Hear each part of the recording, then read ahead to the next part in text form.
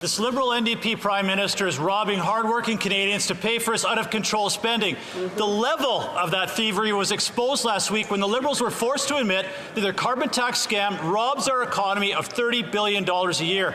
And it picks the pockets of every single Canadian family of $2,000 a year.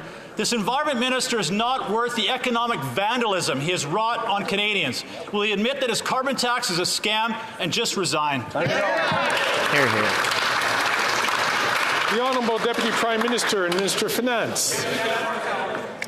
Mr. Speaker, a deception was revealed last week. It was. The deception was the fake pose of the Conservatives to pretend to be on the side of working people. And last week we gave them a choice.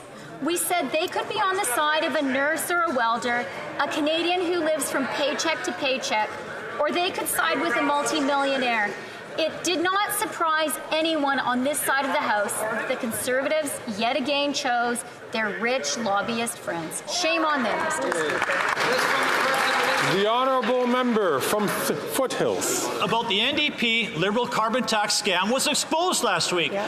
And it confirms what every hardworking Canadian already knows. Yeah. It makes life unaffordable. Right. The Liberals' own data, which they desperately tried to hide, shows the Liberal carbon tax scam robs Canadian families of $2,000 a year. This is money that they would put on dance fees, hockey registration, a summer vacation, or just to put food on the table. Right. The truth is, hardworking Canadians can't afford this Environment Minister's carbon tax scam. Will he admit it's a failure and just resign? Give Canadians a break. The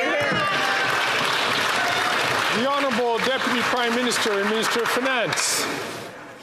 Mr. Speaker, there really has been a scam that has been revealed. For weeks, for months, the Conservatives have been trying to distract and deceive. They have been trying to bamboozle Canadians. They have posed as being on the side of working people, on the side of people who live from paycheck to paycheck. But, Mr. Speaker, last week they showed their true colors, and they voted against the plumber and the nurse. Now Canadians know whose side they're really on. The Honourable Member from Dauphin, Swan River, Neepawa.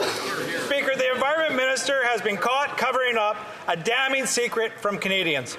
After years of telling Canadians they'd be better off from the carbon tax, his own government's data has proved him wrong. The carbon tax will cost the Canadian economy $30 billion every year. That's nearly $2,000 per Canadian family.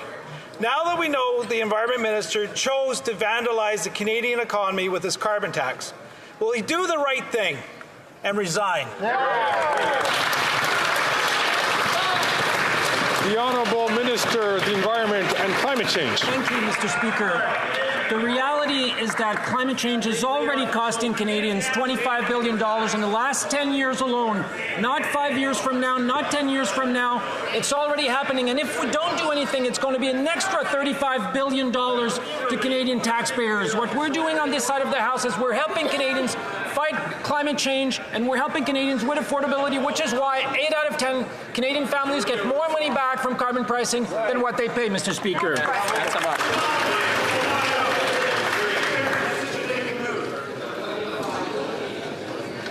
The Honourable Member from Coast of Bays Central, Notre Dame.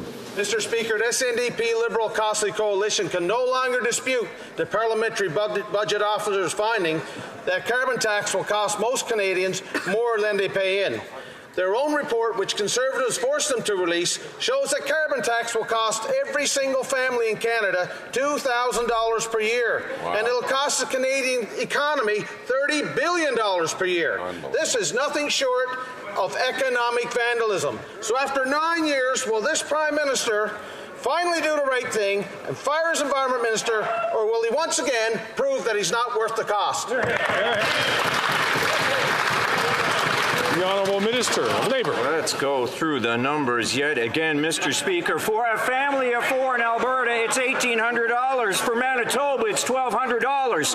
For Ontario, it's $1,120. In Saskatchewan, it's $1,504. In New Brunswick, it is $760. In Nova Scotia, $824. In PEI, $880. In Newfoundland and Labrador, $1,192 a year. To most people, that's a lot of money. To these guys, it's phony. Thank you very much, Mr. Speaker.